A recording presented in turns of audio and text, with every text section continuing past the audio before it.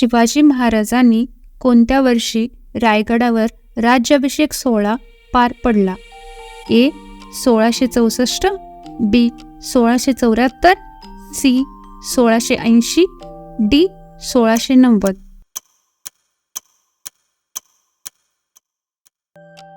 उत्तर आहे बी.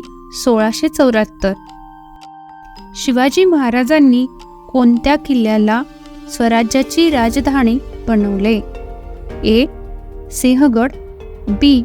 Raigad, C. Lohagad, D. Torna.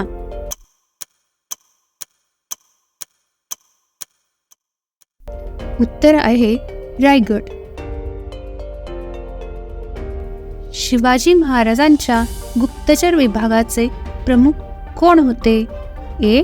Tanaji Malusare, बी. Netaji Palkar, C. Bajiprabhu Deshpande, D. Bahirji Naik.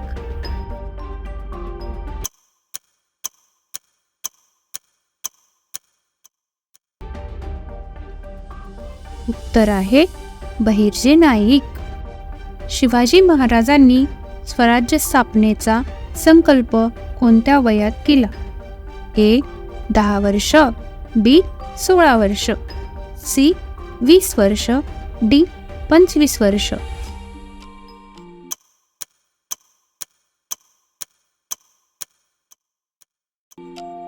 उत्तर आहे 16 वर्ष.